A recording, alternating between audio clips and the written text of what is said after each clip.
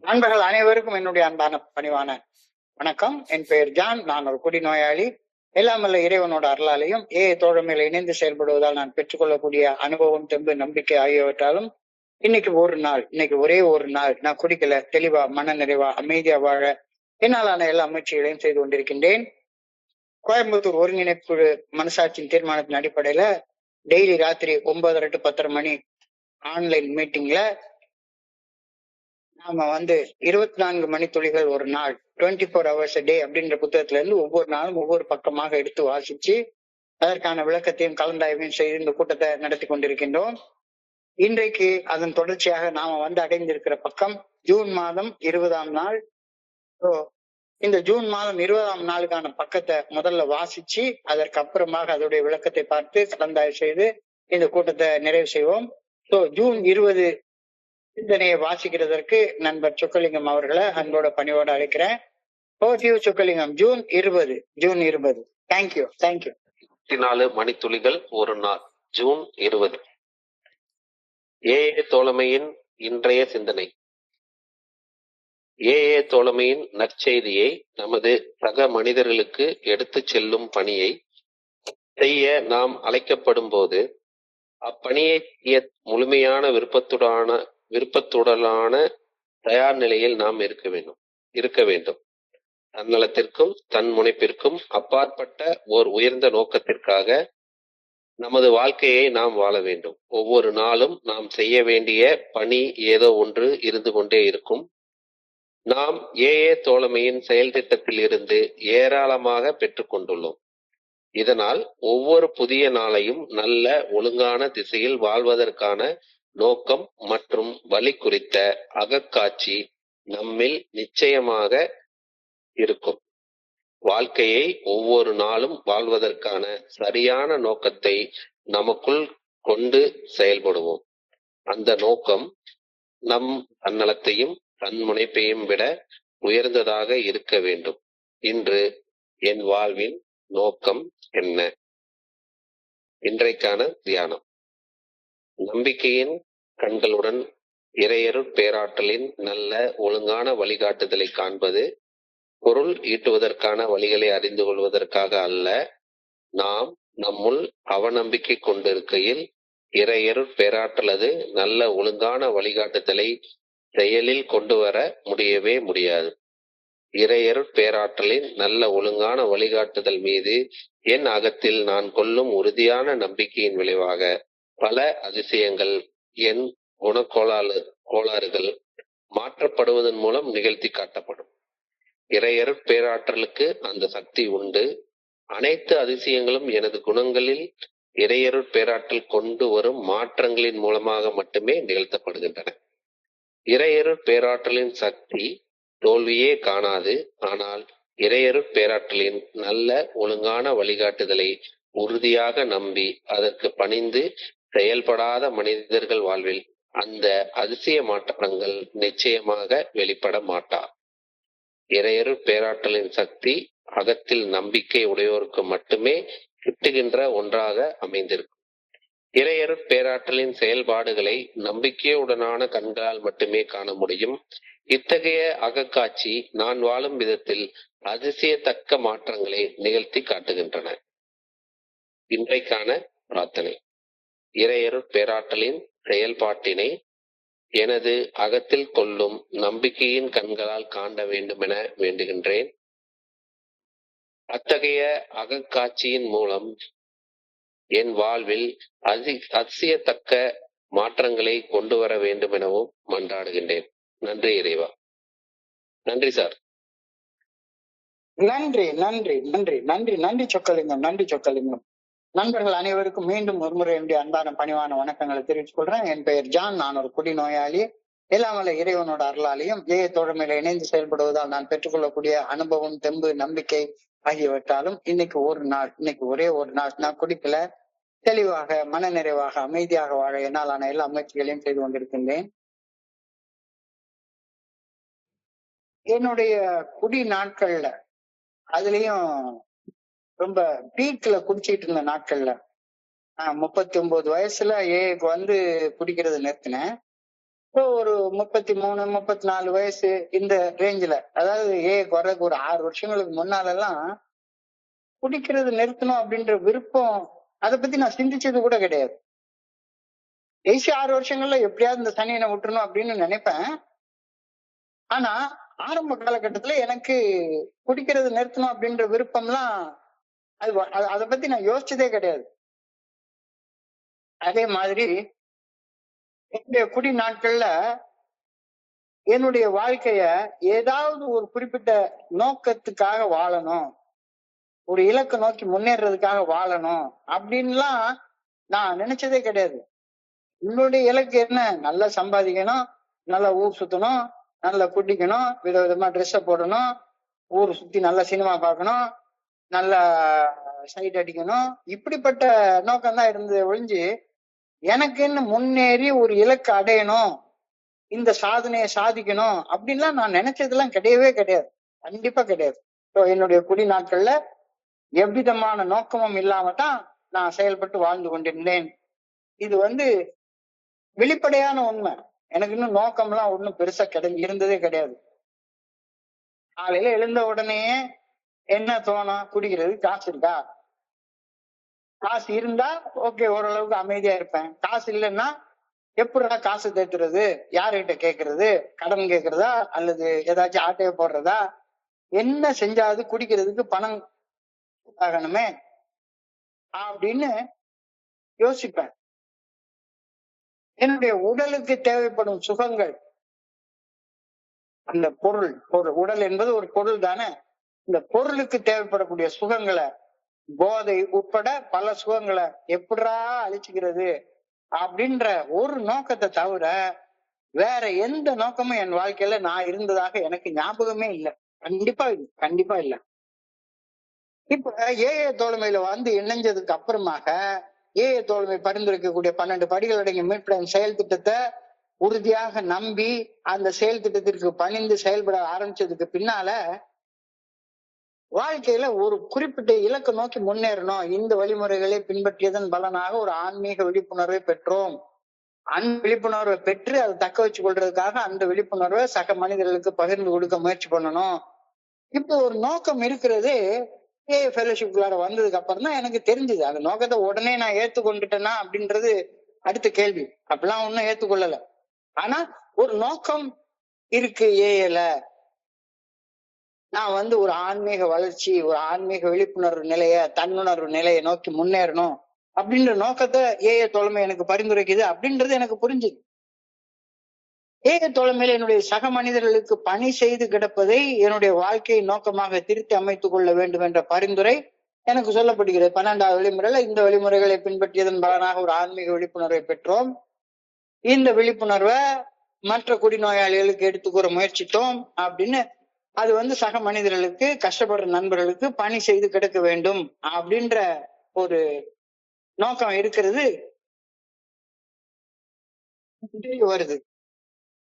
இப்போ நான் என்னுடைய தன்னலம், தன்முனைப்பு, குடி நாட்கள்ல எனக்குள்ளார இருந்த அந்த செல்ஃபிஷ்னஸ், செல்ஃப் சென்டர்ட்னஸ், இது அடிப்படையிலேயே நான் வாழ்க்கையை வாழ்ந்து கொண்டிருந்தேன் அப்படின்னா இந்த பிறர் நல பணிகள் செய்து வாழக்கூடிய நோக்கமாக என்னுடைய வாழ்க்கையை அமைச்சு செயல்படுறது எப்படி சாத்தியப்படும்? சாத்தியப்படவே படாது இல்ல. ஆனா வாழணும் அப்படின்னு சொன்னா இந்த நோக்கத்தை என்னுடைய வாழ்க்கை நோக்கமாக நான் மாத்தி அமைச்சு கொண்டாகணும். இல்லாட்டி போனா நான் என்ன பண்றேன், மறுபடியும் பிடிச்ச நாட்கள்ல இருந்த மாதிரி இங்க ஊர் சுத்தணும், சாப்பிடணும், பணம் சேர்க்கணும், எல்லா இன்பங்களையும் அனுபவிக்கணும் அப்படின்ற ஒரு நோக்கம் தான் இருக்கும். தோழமையில ஏற்படக்கூடிய இந்த மனநிலை மாற்றம், அதாவது பொருள் சம்பந்தமாக உள்ள நோக்கத்தை எடுத்துட்டு ஆன்மீக முன்னேற்றத்தை நோக்கமாக கொண்டு வாழக்கூடிய மனநிலை மாற்றம், மது போதையற்ற உடல் நிதானத்தையும் தாண்டி அதி தீவிர மன தெளிவு நிலையாக மாற்றி அமைச்சு வாழ்றதற்கு எனக்கு பரிந்துரை செய்து ஆன்மீகத்துல வளர்ச்சி காண வைக்குது. இங்க வந்ததுக்கு அப்புறம் தான் ஓஹோ இப்படி ஒரு நோக்கம் இருக்கு அப்படின்றதே தெரியுது. இதைத்தான் இன்னைக்கு சிந்தனையுடைய முதல் வரியாக சொல்லியிருக்காங்க. In AA fellowship, I am told that I should be ready, willing, to carry the AA message when called upon to do so. AA தோழமையில தோழமை பரிந்துரைக்கக்கூடிய அந்த நற்செய்திய இந்த 12 படிகளுடைய மீட்படையும் செயல் திட்டம் அப்படின்ற ஒரு வழி இருக்கு அப்படின்ற அந்த குட் நியூஸ நற்செய்திய என்னுடைய சக மனிதர்களுக்கு எடுத்து செல்லும் பணியை நான் செய்வதற்கு எல்லா நேரத்திலையும் முழுமையான விருப்பத்தோடையும் முழுமையான தயார் நிலையோடையும் நான் இருந்தாகணும் அப்படின்னு தோழமை எனக்கு அடிச்சு சொல்லுது. இதுதான் இன்னைக்கு சிந்தனையோட வரியாக கொடுக்கப்பட்டிருக்கிறது. In AA fellowship, I am told that I should be ready and willing to carry the AA message whenever called upon to do so. எப்ப கூப்பிட்டாலும் சரிதான், யார் கூப்பிட்டாலும் சரிதான். எஸ், கஷ்டப்படுறியாப்பா, உனக்கு கஷ்டத்துல இருந்து வெளியேறதுக்கு ஒரு வழி இருக்கு அப்படின்னு எடுத்து சொல்றதுக்கு முழு விருப்பத்தோட தயாராக நான் இருக்கணும் அப்படின்னு AA சொல்லுது. ஏன் அப்படி இருக்கணும்? எதுக்காக அப்படி இருக்கணும்? அப்படி இருக்க வேண்டிய அவசியம் என்ன இருக்கு? இந்த கேள்வி எனக்குள்ளார இயற்கையாக எழுகிறது. நான் எவ்வாறு தோழமையின் நற்செய்தி என் சக மனிதர்களுக்கு எடுத்து செல்கிறேன் என்பதை புரிந்து கொள்வது முக்கியமான ஒரு விஷயம், ரொம்ப முக்கியமான ஒரு விஷயம். எடுத்துட்டு போனோம், எதுக்கு நான் இந்த நண்பர்களுக்கு எடுத்துட்டு போனோம் அப்படின்னு புரிஞ்சு கொள்றது ரொம்ப அவசியமான ஒரு விஷயம் ஆகுது. நான் என்னுடைய சிந்தனையிலையும் வெற்று வார்த்தையிலையும் உணர்ச்சி மயமான பேச்சுகளாலையும் தோழமை நற்செய்தியா கஷ்டப்படுற மனுஷனுக்கு எடுத்து செல்லணும் அப்படின்னு சொல்லவே இல்லை. அப்படியே பரவசமாக ஒரு பேச்சு, எல்லாரையும் கவர்ந்து இழுக்கக்கூடிய வகையில பல பயங்கரமான வார்த்தைகளை ஜார்கன்ஸை யூஸ் பண்ணி பேசுறது, உணர்ச்சி வசப்பட்டு அப்படியே தான் எனக்கு உயிரை குடிச்சிச்சு, அதை குடிச்சு இதை குடிச்சுது அப்படின்னு உணர்ச்சி வசப்பட்டு பேசுறது, அதை பத்தி எப்பவுமே சதா சர்வ காலமும் கனவு கண்டுட்டு இருக்கிற சிந்தனையிலையும் அதனால எடுத்துட்டு போகணும்னு சொல்லல, செயல்களால ரொம்ப ரொம்ப தெளிவாக கிறிஸ்டல் கிளியராக தோழமை சொல்லுது. என்ன சொல்லுது? முதல் 11 வழிமுறைகளை வாழ்க்கையாக வாழ்ந்ததன் விளைவாக நான் பெற்றுக்கொண்ட தோழமை நற்செய்தியை என் சக மனிதர்களுக்கு எடுத்துட்டு போகணும் அப்படின்னு சொல்லுது. அப்ப இதுல முதல் பயனாளி யாரு? நான் தானே. அப்ப நான் தோழமை நற்செய்தியை எடுத்துட்டு போறதுனால நான் ஆன்மீக விழிப்புணர்வு பெறல. ஆன்மீக விழிப்புணர்வு பெற்றதுக்கு அப்புறமாக எப்படி அந்த ஆன்மீக விழிப்புணர்வை நான் பெற்றுக்கொண்டேன் அப்படின்ற நற்செய்திய எடுத்துட்டு போகணும்னு சொல்லுது. அப்ப நான் என்ன குறிச்ச ஒரு தன்னுணர்வு, ஒரு ஆன்மீக விழிப்புணர்வு பெறுவதற்காக அந்த நிலையை அடையிற நேரத்துல முதல்ல பயனடைய போறது நான் தானே. ஸோ நான் எப்பவுமே தயாராக இருக்கணும், முழு விருப்பத்தோட இருக்கணும் அப்படின்ற, ஏன் அப்படி இருக்கணும் அப்படின்ற கேள்விக்கான விடை இங்க கிடைச்சிச்சுல. ஏன்னா நான் தான் முதல் பயனாளி, நான் தான் ஃபர்ஸ்ட் பெனிஃபிஷியரி. ஃபர்ஸ்ட் பெனிஃபிஷியரி நான் தான். எனக்கு அப்புறம் தான் எல்லாருமே பயனடைய போறாங்க நான் எடுத்துட்டு போறதுனால. ஸோ நான் எப்படி ஒரு குடிகாரனாக கேவலமான அவமானப்பட்ட நிலையில இருந்து இந்த மாதிரியான உயர்ந்த உன்னத நிலைக்கு கடந்து வந்தேன் அப்படின்ற அனுபவ பட்டறிவை பகிர்ந்து கொள்வதுதான் 12வது படிநிலை பரிந்துரை இல்லையா? சோ இந்த 12வது படிநிலையில செயல்படணும்னா முதல் 11 படிநிலைகள்ல நான் செயல்பட்டு இருந்தா மட்டும்தானே இந்த 12வது படியில செயல்பட முடியும்.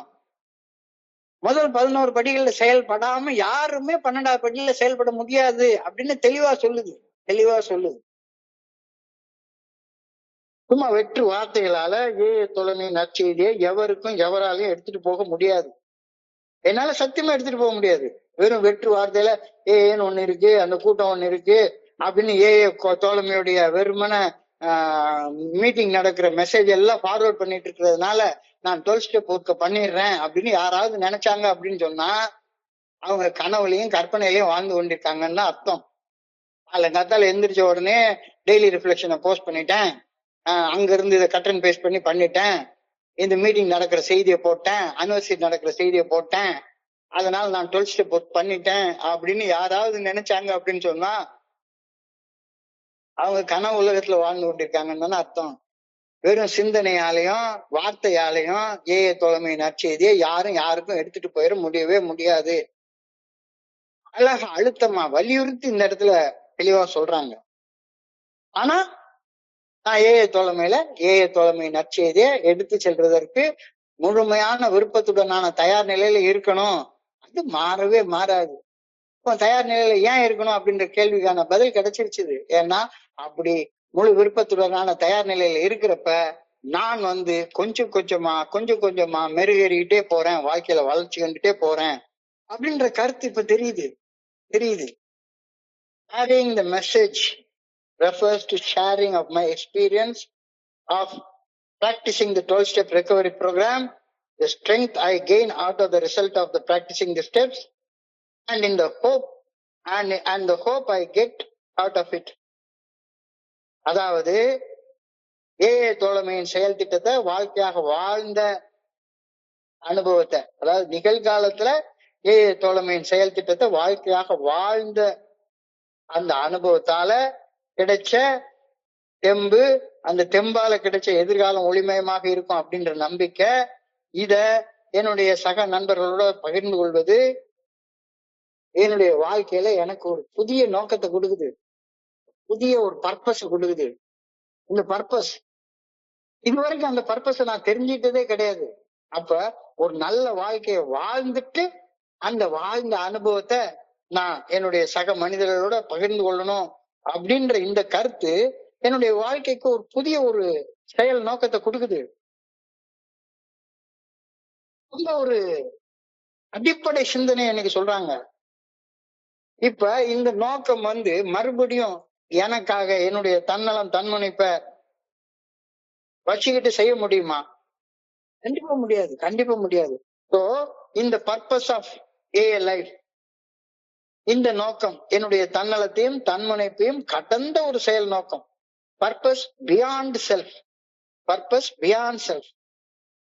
This purpose promotes the individual to move away from egomaniac and the self-will instead of service according to the good orderly direction of the creator.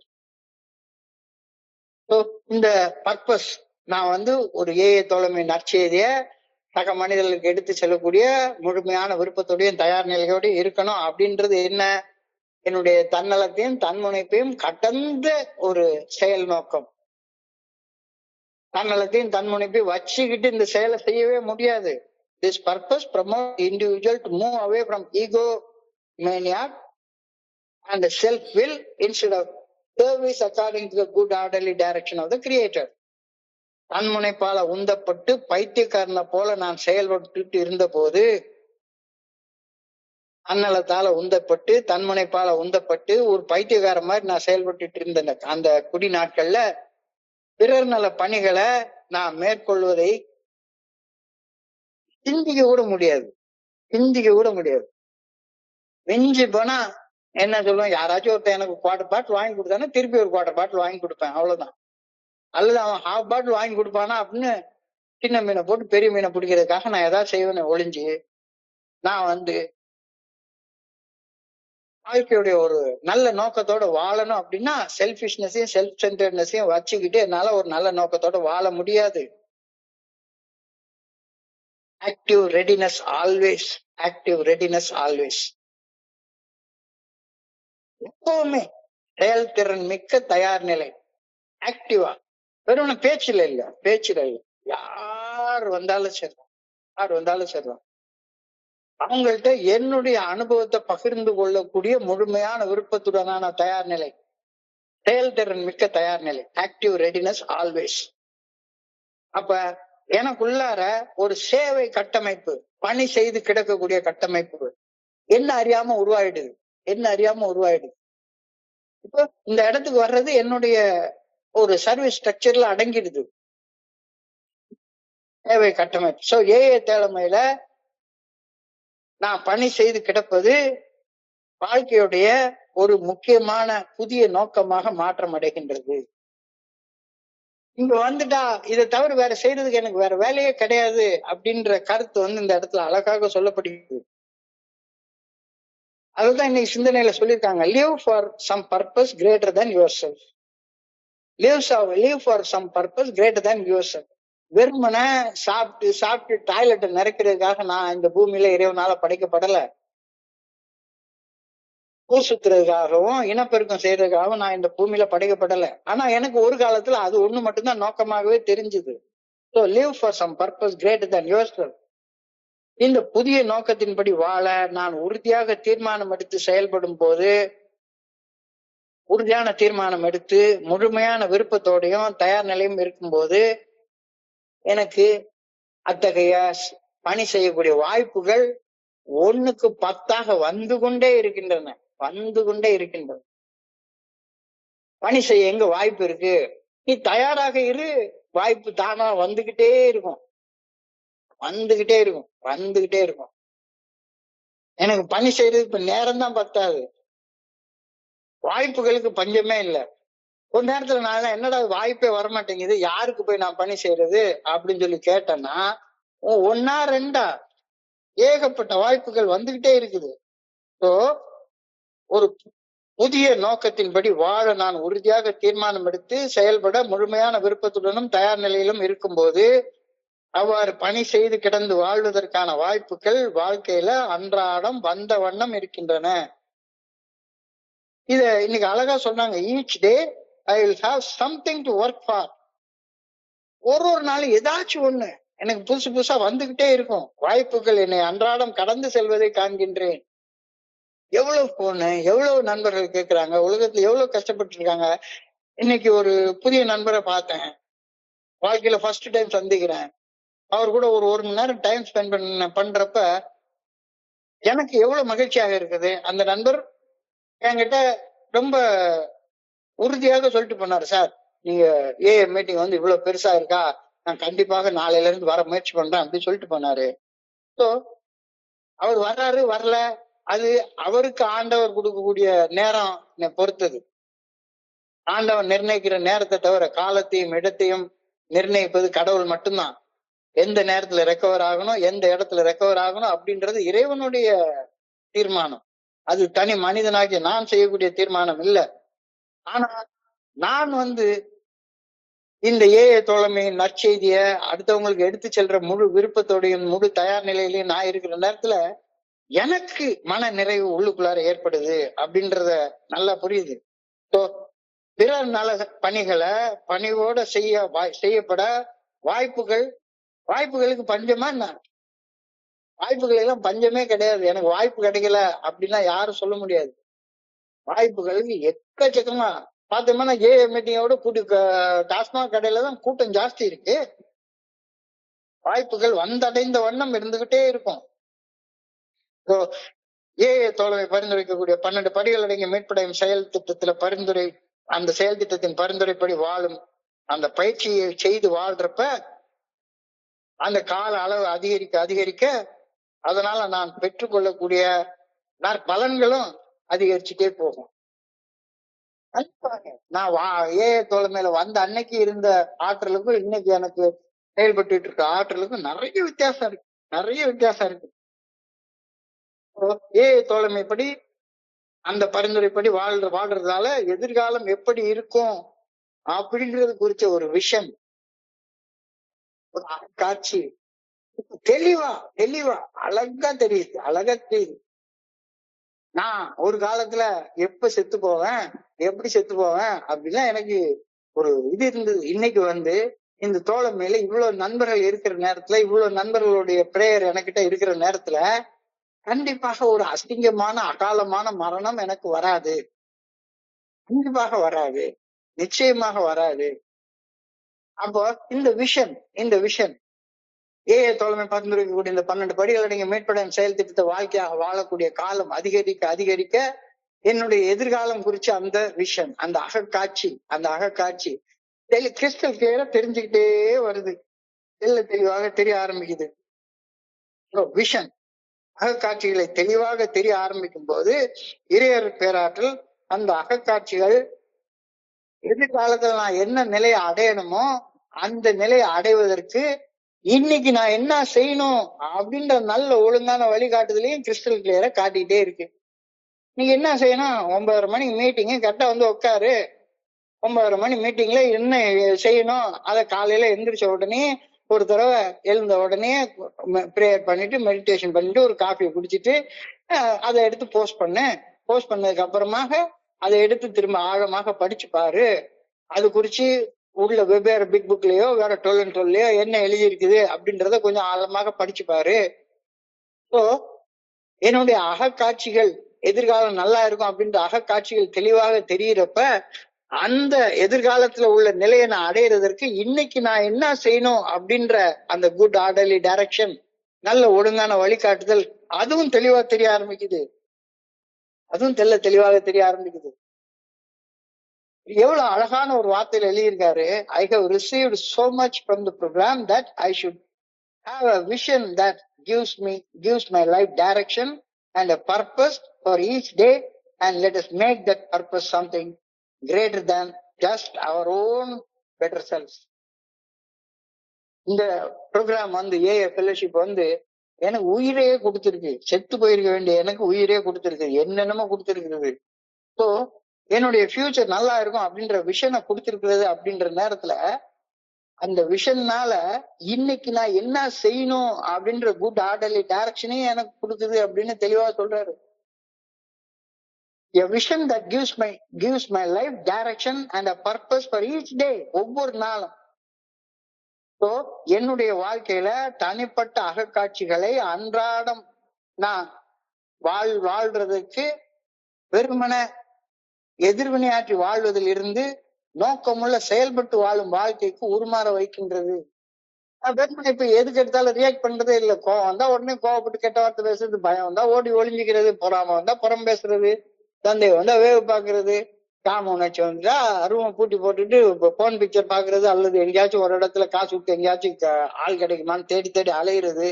இந்த கிறுக்குத்தனமான வேலை செய்யறதுல இருந்து நான் இப்போ விடுபட்டு இருக்கிறேன்.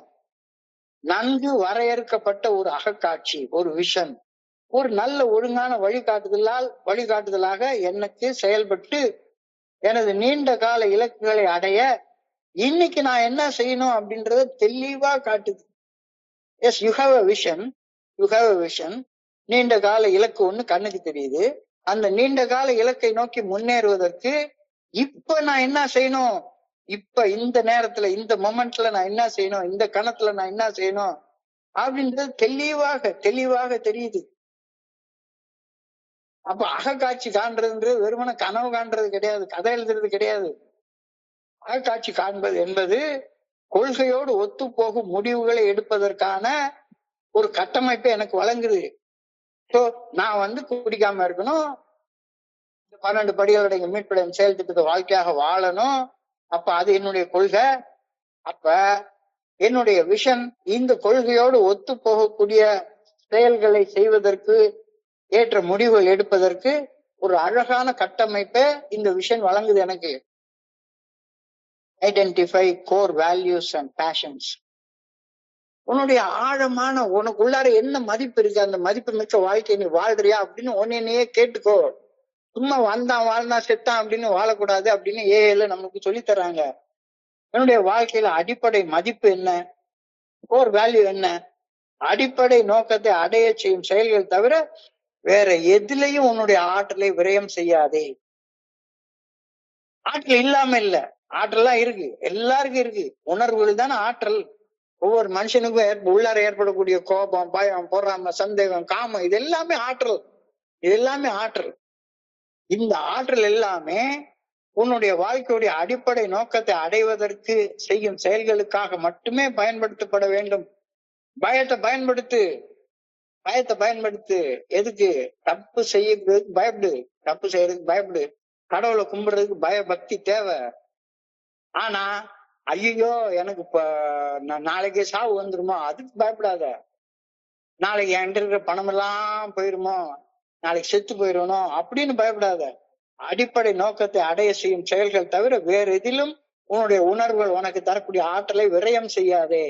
கோபத்திலேயோ, பொறாமையிலேயோ, சந்தேகத்திலேயோ, காமத்திலேயோ, ஆணவத்திலேயோ, கழிவிறக்கத்திலேயோ டோன்ட் வேஸ்ட் யுவர் எனர்ஜியை வேஸ்ட் பண்ணவே பண்ணாத. Visualise your ideal life. என்ன வாழ்க்கை வாழணும்ன்றது யோசி. சும்மா உட்காந்துட்டு ஊர் சுத்திட்டு வாழ்றதுக்காக நான் ஏக்கு வரல. வெறுமனை சோறு தின்னுட்டு எங்கேயாச்சும் புறம் பேசிட்டு கிடைச்ச இடத்துல யாரு கூடயாவது உட்காந்து டீ கடையில உட்காந்து டீ அடிச்சுட்டு யாரை பத்தியாவது புறம் பேசிட்டே அலையிறதுக்கு அல்லது சந்தேகப்பட்டே வாழ்றதுக்கு முழுக்க முழுக்க தனியாக இருந்த காமத்துல வாழ்றதுக்கு இதுக்காக நான் பயக்கப்படல. Visualise your ideal life. Vision is about starting with end in mind அப்படின்னு சொல்லுவாங்க. முடிவை மனதில் வைத்து இன்னைக்கு செயல் செய்ய ஆரம்பி அப்படி சொல்லுவாங்க. Start with end in mind. Start with end in mind. நான் எந்த நிலையை அடையணும் அப்படின்ற இலக்கை விஷன்ல கண்டுபிடிச்சிட்டு அந்த விஷனை அடைவதை நோக்கி செய்யக்கூடிய செயல் இன்னைக்கு என்ன இருக்கு? இன்னைக்கு இந்த மீட்டிங்ல கலந்து கொள்றது, இந்த புத்தகத்தை படிக்கிறது, நல்ல ஹெல்த்தியான உணவு சாப்பிடுறது, தேவையான ஓய்வு எடுத்துக்கொள்றது. Integrate your vision in daily life. Integrate your vision in daily life. உன்னுடைய வாழ்க்கையில உன்னுடைய விஷனுக்கு தகுந்தது மட்டும், விஷன் தகுந்த செயல்களை மட்டும் செய். சும்மா வெறுமனை ஊர் சுத்தி தலையாத அப்படின்ற சிந்தனை இன்னைக்கு கொடுக்குறாங்க. Be flexible and persistent. நெகிழ்வாக இரு, ஆனா நீ செயல் செய்யறதுல விடாமுயற்சியோட இரு. இதெல்லாம் நான் ஏஐல தான் கத்துக்கிட்டேன். என்ன சொன்னாலும் சரிதான், நான் பிளெக்சிபிளா இருப்பேன், யார் சொன்னாலும் கேட்டுக்குவேன். ஆனா இந்த மீட்டிங் என்னை வராதுன்னு சொன்னா வராம இருக்க மாட்டேன். பெர்சிஸ்டன்டா பிளெக்சிபிளா நான் இருந்துட்டே இருப்பேன். இப்ப கேள்வி கேக்குறாங்க, இன்னைக்கு உனக்கு வாழ்க்கையில பர்பஸ் இருக்கா? எல்லாரையும் பார்த்து கேட்கிற கேள்வி, இன்னைக்கு உன் வாழ்க்கையில இந்த விஷன் இருக்கா, பர்பஸ் இருக்கா? அதெல்லாம் எதுக்குங்க ஏல? அதெல்லாம் அப்படிலாம் ஒண்ணுமே இல்லைங்க. விஷனும் இல்ல, பர்பஸும் இல்ல, ஒரு மண்ணாங்கட்டியும் இல்ல. ஏதோ வர்றேன், கூட்டத்துல வர்றேன், கேள்வி கேட்கிறேன், என் பாட்டுக்கு மனசுல உள்ள விஷயத்த என் பாட்டுக்கு வாந்தி எடுத்துட்டு போயிட்டே இருப்பேன் அப்படின்னு இருந்தால் தியானத்துக்கு கடந்து போ. நம்பிக்கையின் கண்களுடன் இறையர் பேராற்றின் நல்ல ஒழுங்கான வழிகாட்டுதலை காண்பது எதற்காக? வெறுமன காசு சம்பாதிக்கிறதுக்காக மட்டும் இல்ல. சோ நான் என்னுடைய விஷனை ஃபுல்லாவுமே எதுல யூஸ் பண்றேன்? பொருளுக்காக மட்டுமே கனவு காண்றதுல என்னுடைய இது இருந்துட்டே இருக்கு. நம்பிக்கையின் கண்களுடன் இறையர் பேராற்றின் நல்ல ஒழுங்கான வழிகாட்டுதலை காண்பது பொருள் ஈட்டுவதற்கான வழிகளை கண்டுகொள்வதற்காக அல்ல, கண்டிப்பாக இல்ல. பொருள் ஈட்டுவது இந்த பொருளாதார உலகத்துல மிக அவசியம், நான் இல்லைன்னு மறுக்கவே இல்லை. உடம்பு இல்லைன்னா உயிரை உணர முடியாது. உடம்பார் அழியின் உயிரார் அழிவர், திடம்பட மெய்ஞானம் தேடவும் மாட்டார். உடம்பை வளர்க்கும் உபாயம் அறிந்தேன், உடம்பை வளர்த்தேன், உயிர் வளர்த்தேனே. உடம்பை வளர்ப்பதன் மூலமாக உடம்பினுக்குள்ளார ஒரு பொருளாக இருக்கக்கூடிய இறைவனை உணர்வதற்காக தானே இந்த உடம்பை நான் வளர்த்துட்டு இருக்கேன். சோ பொருள் வேணும், பொருள் வேண்டாம்னு சொல்லவே இல்லை. ஆனா எதற்காக பொருள் வேணும்? இறைவனை உணர்வதை நோக்கி முன்னேறுவதற்காக. ஏன்னா பசியோட இருந்தேன்னா எனக்கு கடவுளை பத்தி சிந்திக்க எங்க நேரம் இருக்கும்? அழகா என்னுடைய குருஜி சொல்லுவாரு, 3 நாள் கொலை பட்னியா கிடக்கிறவனுக்கு கடவுளுடைய தரிசனம் சாப்பாட்டின் மூலமாக தான் கிடைக்கும். அவனுக்கு சும்மா பழைய சோறு கொடுத்தா போதும். 3 நாள் அவனுக்கு சாப்பிடுறது ஒண்ணுமே இல்ல, எங்க பிச்சை எடுத்தாலும் எதுவுமே கிடைக்கல அப்படின்னு சொன்னா, 3 நாள் கொலை பட்னியா கிடக்கிறவனுக்கு கடவுளுடைய தரிசனம் எதுல கிடைக்கும்? சாப்பாட்டின் மூலமாக தான் கிடைக்கும். ஆனா சாப்பாடை எப்படி சம்பாதிக்கிறது அப்படின்றதுக்காக கடவுள்கிட்ட போய் கேட்டுட்டு இருக்காத. இந்த உலகம் முழுக்க பரவி கிடக்குது. ஸோ பொருள் ஈட்டுவது இந்த பொருளாதார உலகத்துல மிக அவசியம், மறுக்க முடியாது. ஆனால் நல்ல ஒழுங்கான செயல் செய்து பொருள் ஈட்டவே இறையருள் பேராற்றுவது நல்ல ஒழுங்கான வழிகாட்டுதல் பயன்படுத்தப்பட வேண்டும். எப்படி வேணாலும் சம்பாதிக்கலாம். ஒருத்தனை போய் தலையை வெட்டி கொண்டு வா, உனக்கு 10 லட்ச ரூபாய் தர்றேன்னா வெட்டிடுறதா என்ன? இன்னைக்கு நிறைய நண்பர்கள் அதைத்தான் செஞ்சிட்டு இருக்காங்க. எப்படியாச்சும் என்ன எதுக்கு இந்த பணம் வருதுன்னே தெரியாது, ஆனா ஏகப்பட்ட பணத்தை கூட்டி கோடியா உங்களை குமிச்சு வச்சிருக்கிறாங்க. To see the good orderly direction of God with eyes of faith is to cause God's power to manifest in the material world. இந்த பொருளாதாரம் சார்ந்த உலகத்துல இறையர் பேராற்றலின் ஆற்றல் வெளிப்படணும் அப்படின்னு சொன்னா பொருளை இறைவனுடைய நல்ல ஒழுங்கான வழிகாட்டுதலுக்கு பணிந்து செயல்பட்டு சம்பாதிக்கணும் அப்படின்ற கருத்தை இன்னைக்கு சொல்றாங்க. எப்படி வேணாலும் சம்பாதிக்கலாம் அப்படி கிடையவே கிடையாது. எப்படி வேணா என்ன செஞ்சு வேணாலும் சம்பாதிச்சிடலாம். ஈன்றால் பசி காணினும் செய்யற்க சான்றோர் பழிக்கும் செயல். அம்மா பசியால வாடிட்டு இருக்காங்க, அதனால எவனையாச்சும் அடிச்சு உடைச்சு அவங்ககிட்ட இருந்து நம்ம திருடி கொண்டாந்து அம்மாவுக்கு சாப்பாடு கொடுத்துக்கலாம்னா அப்படிப்பட்ட இது சரியானது கிடையாது. So to see good orderly direction of God with eyes of faith is to cause God's power to manifest in the material world. இந்த பொருளாதாரம் சார்ந்த உலகத்துல இறையர் பேராற்றலின் ஆற்றல் என் மூலமாக வெளிப்பட வேண்டும் என்றால் அந்த நல்ல ஒழுங்கான வழிகாட்டுதலுக்கு பணிந்து செயல்பட்டு நான் பொருள் ஈட்ட வேண்டும் அப்படின்ற கருத்து இன்னைக்கு தியானத்துல ரொம்ப அழகாக ஆழமாக சொல்லப்பட்டிருக்கிறது. ஒவ்வொரு செயல் செய்யும் போதும் அந்த செயல் இறையார் பேராற்றலுக்கு பணிந்து செய்யப்படுகின்றதா அப்படின்னு கவனிச்சு பாரு. ஏகப்பட்ட செயல் ஒவ்வொரு நாளும் செய்யறோம், ஒவ்வொரு செயல் செய்யும் போதும் அந்த செயல் கடவுளுடைய நல்ல ஒழுங்கான வழிகாட்டுதலுக்கு பணிந்து செய்யப்படுகின்றதா அப்படின்னு பாரு. நம்பிக்கையின் கண்களால் பார்த்தால் மட்டுமே இப்படி பார்க்க முடியும். நீ கடவுளை நம்பல, கடவுளுடைய நல்ல ஒழுங்கான வழிகாட்டுதல நம்பல, எங்க பணம் கிடந்தாலும் நான் பாட்டுக்கு என்ன செஞ்சினாலும் சம்பாதிப்பேன் அப்படின்னா உனக்கு அந்த நல்ல ஒழுங்கான வழிகாட்டுதல் தெரியவே தெரியாது. பணம் மட்டும்தான் தெரியும். சோ இப்படி நம்பிக்கையின் பார்வையுடன் பார்த்து செயல்படுவதால் இறையர் பேராற்றலின் சக்தி இந்த பொருள் நிறைந்த உலகில் தானே வெளிப்படுத்தப்படும், இயற்கையாக இயல்பாக வெளிப்படுத்தப்படும் அப்படின்ற கருத்து இன்னைக்கு தியானத்துல சொல்லப்பட்டிருக்கிறது. இறையர் பேராற்றலின் நல்ல ஒழுங்கான வழிகாட்டுதலின் மீது அவநம்பிக்கை கொண்டிருந்தால், அதாவது இந்த 12 படிகள் அடங்கிய மீட்படையும் செயல் திட்டம்லாம் தேவையில்லை அப்படின்னு அவநம்பிக்கை கொண்டிருந்தால் இறையர் பேராற்றலின் நல்ல ஒழுங்கான வழிகாட்டுதல் மனசாட்சியின் மூலமாக வெளிப்படுத்தப்படுவது மனசுக்கு புலப்படாது. மனமும் மனசாட்சியும் வேற. Consciousness and mind, they are separate. Mind should be controlled by the consciousness. மனம் மனசாட்சியால கட்டுப்படுத்தப்பட வேண்டும் அப்படின்னா மனசாட்சி நல்ல ஒழுங்கான வழிகாட்டுதலை நம்பினா தானே நான் கட்டுப்படுவேன். அவநம்பிக்கை கொண்டிருந்தா அந்த நல்ல ஒழுங்கான வழிகாட்டுதல் எனக்கு கண்ணுக்கே தெரியவே தெரியாது. God cannot do his work because of unbelief. தியானத்துல அழகா ஒவ்வொரு வரியா முத்து முத்தா சொல்லியிருக்காங்க. God cannot do his work because of unbelief. இறையர் பேராற்றலின் நல்ல ஒழுங்கான வழிகாட்டுதல் மனசாட்சியின் மூலம் வெளிப்படுத்தப்படுவதை நம்பி செயல்படுவதால் என்னுடைய ஆளுமை அற்புதமான மாற்றங்கள் ஏற்படுத்தப்படுகின்றது. இது அனுபவத்தில் தெரிஞ்சு கொள்ற ஆளுமைனா பர்சனாலிட்டி. என்னுடைய குணக்கோளாறுகள் நிறைந்த அந்த பர்சனாலிட்டி குணங்கள் நிறைந்த பர்சனாலிட்டியாக மாற்றம் அடைவதை அழகா பாக்குறேன். இறையர் பேராற்றலின் நல்ல ஒழுங்கான வழிகாட்டுதல் மனசாட்சியின் மூலம் வெளிப்படுத்தப்படுவதை உறுதியாக நம்பி செயல்படுவதால் என்னுடைய ஆளுமையில என்னுடைய பர்சனாலிட்டியில அற்புதமான மாற்றங்கள் நிகழ்ந்துள்ளதை அனுபவத்தில் அறிந்து கொள்கின்றேன். இதைத்தான் இன்னைக்கு தியானத்துல அழகா எழுதியிருக்காங்க. In response to my belief, God can work a miracle on my personality. நான் இறைவனுடைய நல்ல ஒழுங்கான வழிகாட்டுதலுக்கு பணிந்து செயல்படக்கூடிய மனிதனாக மாறினால் என்னுடைய அந்த ஆளுமையில என்னுடைய பர்சனாலிட்டியில இறைவன் அதிசயிக்கத்தக்க மாற்றங்களை உருவாக்கி காட்டுவார்.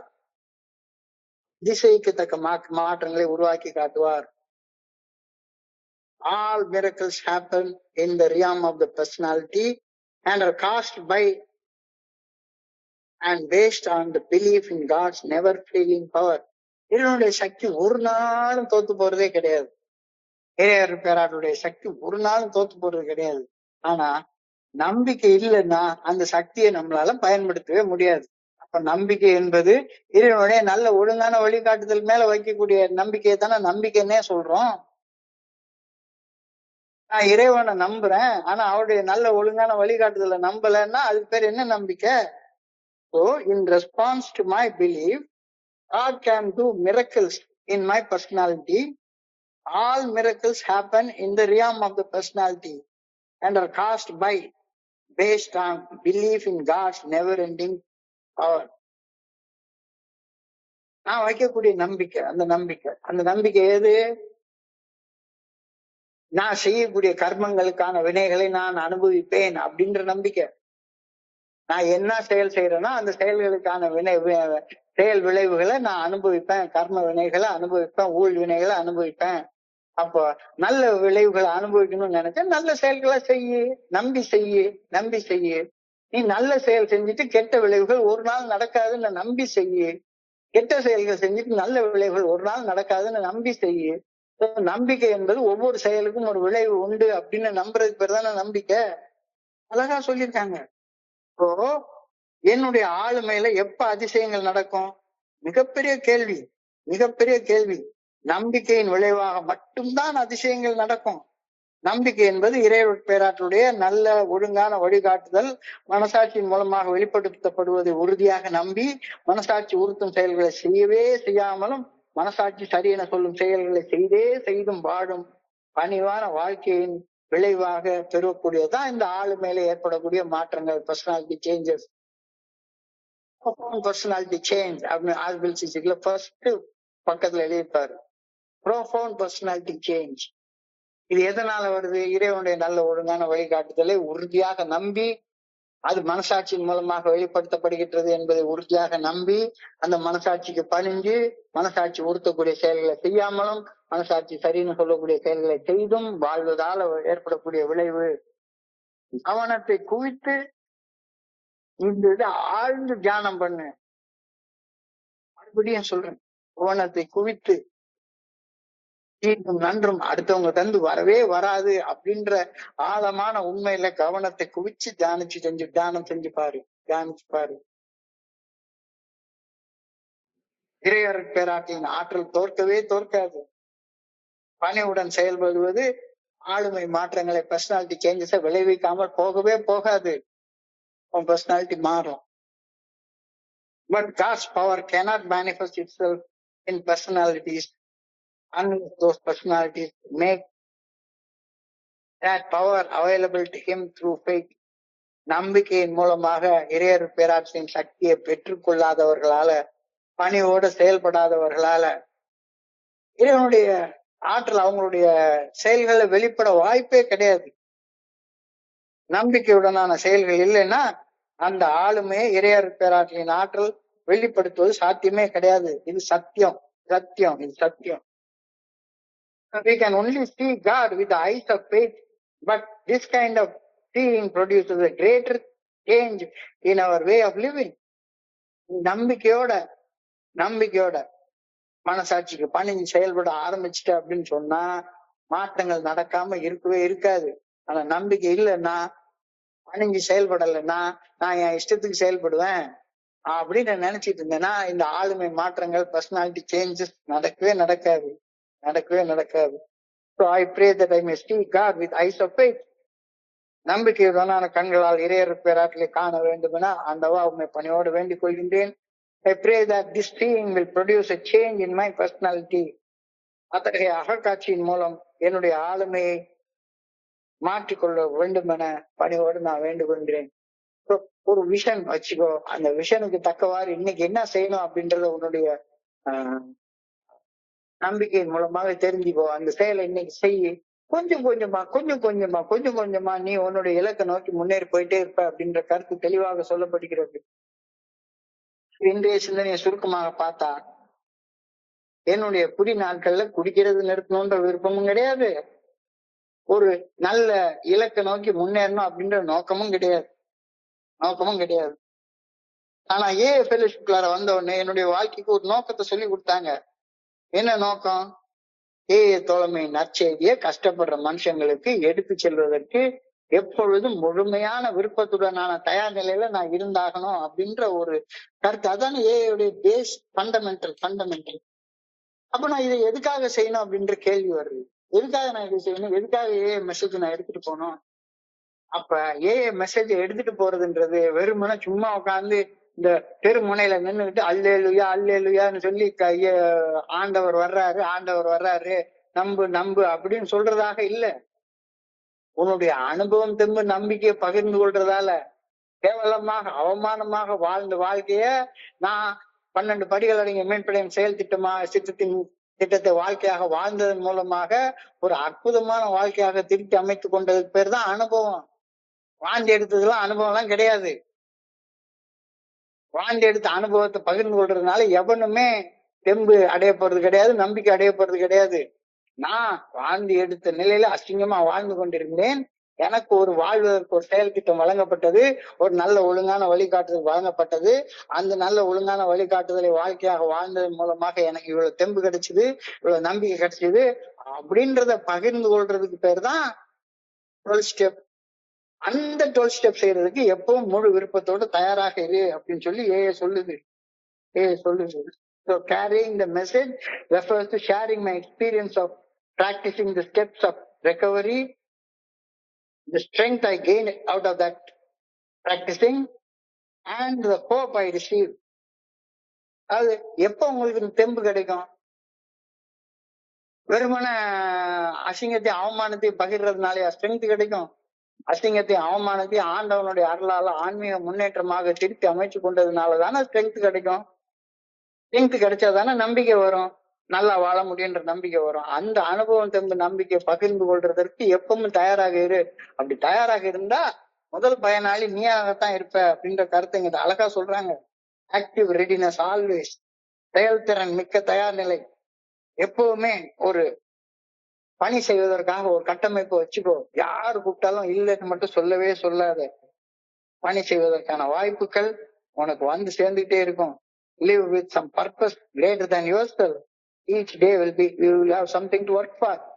ஒவ்வொரு நாளும் உனக்கு வேலை செய்யறதுக்கு ஏதாவது ஒண்ணு கிடைச்சிட்டே இருக்கு. எனக்கு வந்து இந்த வேலை செய்யறதுக்கு வாய்ப்புகள் வந்து கொஞ்சமா நஞ்சமா ஏகப்பட்ட வாய்ப்புகள் கிடைச்சிட்டே இருக்குது. தோழமை பரிந்துரைக்கக்கூடிய 12 படிகளுடைய மீட்பின் செயல் திட்டத்தில் பரிந்துரைப்படி வாழும் பயிற்சியால் எனக்குள்ளார ஒரு விஷன் கிடைக்குது. எதிர்காலம் பிரகாசமாக இருக்கும் அப்படின்ற விஷன் கிடைக்குது. அந்த விஷன் கிடைக்கிறப்ப அந்த விஷனை நோக்கி முன்னேறுவதற்கு இப்ப நான் என்ன செய்யணும் அப்படின்ற குட் ஆர்டர்லி டைரக்ஷன் கிடைக்குது. நல்ல ஒழுங்கான வழிகாட்டுதல் கிடைக்குது. இந்த ப்ரோக்ராம் மூலமாக எனக்கு ஏகப்பட்டது கிடைச்சிருக்கு. I have received so much from this program that I should have a vision. I should have a vision that gives my life direction and purpose. இந்த பர்பஸ் வெறுமன தன்னலம் தன்முனைப்பு தாண்டியதாக இருக்கணும். Identify with core values. உன்னுடைய வாழ்க்கையுடைய அடிப்படை நோக்கம் என்ன, அடிப்படை மதிப்பு என்ன, அந்த அடிப்படை மதிப்பை உன்னுடைய விஷன்ல பாரு. Visualise the ideal life. Start with the end in mind அப்படின்னு சொல்லுவாங்க. நான் எந்த இலக்கு போய் நான் அடையணுமோ அந்த இலக்கை அடைவதற்கு இப்ப என்ன செய்யணும் அப்படின்னு செயல் செய்ய ஆரம்பிக்கிறப்ப எந்த இலக்கை நோக்கி முன்னேறதுக்கு இந்த செயலை செய்யறேன்னு தெரிஞ்சிட்டதுக்கு அப்புறம் செய்யு. ஒண்ணுமே இல்லாம சாப்பிட்டாத. ஒண்ணுமே இல்லாம மீட்டிங் தலை எழுத்து போயே தீரணுமே எல்லாம் போகாத. Start with end in mind. இப்போ உனக்கு வாழ்க்கையில பர்பஸ் இருக்கா? பர்பஸ் இல்லைன்னா வாழ்க்கையில உனக்கு நம்பிக்கை இல்லைன்னு அர்த்தம். நம்பிக்கையின் கண்கள் அதோட இறையர் பேராற்றின் நல்ல ஒழுங்கான வழிகாட்டுதலை பாரு. அது பொருள் ஈட்டுவதற்காக மட்டுமல்ல. பொருள் தேவைதான். பொருள் இல்லாம இந்த உலகத்தை வாழ முடியாது. பொருள் எல்லாருக்கும் உலகம் இல்லை கண்டிப்பாக. ஆனா அந்த பொருளை எப்படி சம்பாதிக்கணும் அப்படின்றதுக்கான நல்ல ஒழுங்கான வழிகாட்டுதல கடவுள்கிட்ட கேளு. அப்போ உனக்கு பொருளும் சேர்த்து கொடுக்கப்படும். கண்டிப்பாக பொருளும் சேர்த்து கொடுக்கப்படும். உடம்பினை முன்னம் இழுக்கென்று இருந்தேன், உடம்பினுக்குள்ளே உருபொருள் கண்டேன், உடம்பினுக்குள்ளே உத்தமன் கோவில் கொண்டான் என்று உடம்பினை யானிருந்து ஓம்புகின்றேன். பொருளை ஓம்புறது எதற்காக? அந்த பொருளுக்குள்ளார இருக்கக்கூடிய இயக்கத்தை உணர்றதற்காக அப்படின்ற கருத்து ரொம்ப அழகாக தெளிவாக சொல்லப்பட்டிருக்கிறது.